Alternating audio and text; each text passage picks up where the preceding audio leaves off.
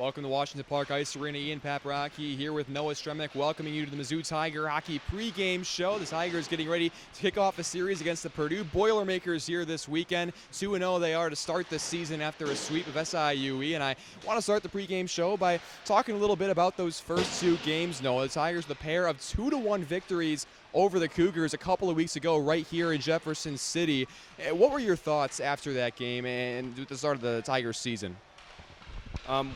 Well, Ian, I think it was very defensively minded games. They played very close both times. They're playing very close both games. I think they want to play a more defensive game this year. Last year was a lot of high scoring in D3. In D2, it's going to be a little bit better competition. They're trying to play it more defensively minded. They still need to get more goals out there, though. They can't be playing too many close games. Can't be letting Tanner Richardson try to play in his head. Help him out a little bit back there. But, yeah, I think if they can keep them close like this and win those close games, they should be fine this year.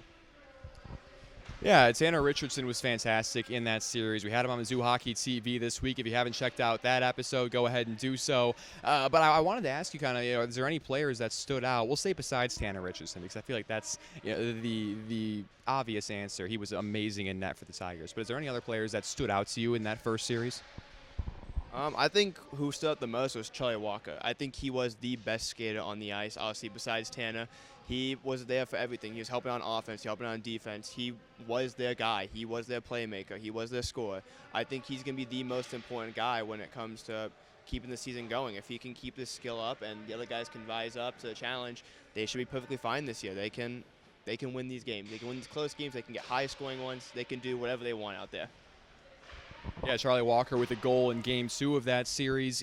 My pick for this is Andrew Cassioppo. I thought he had a fantastic series. He also scored in Game 2.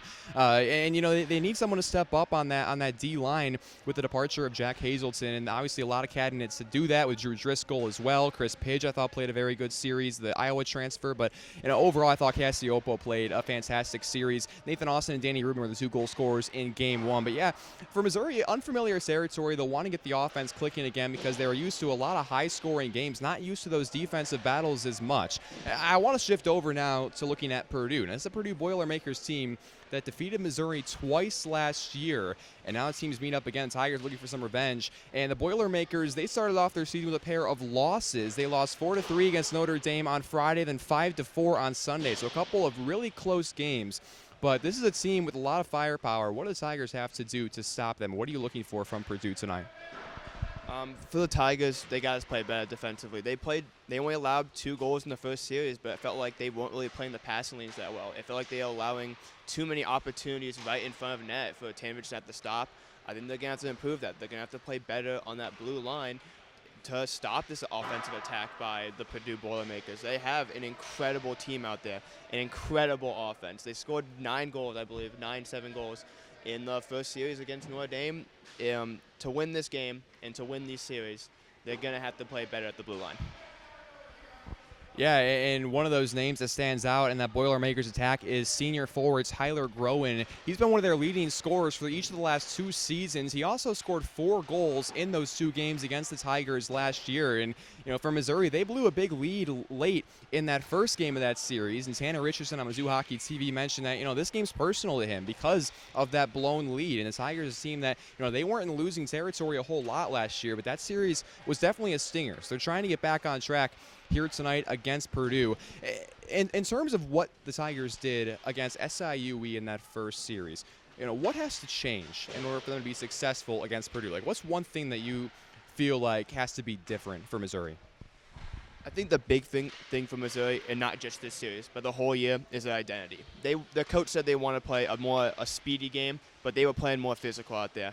They need to find out which one they want to be. Do they want to be a team that's going up and down the ice and getting those pucks first, or do they want to be a more physical team dishing out those hits? In hockey, it's very difficult to be playing both those at the same time. If you're hitting all those hits, you're losing your speed. You're getting your speed, you're losing your hits.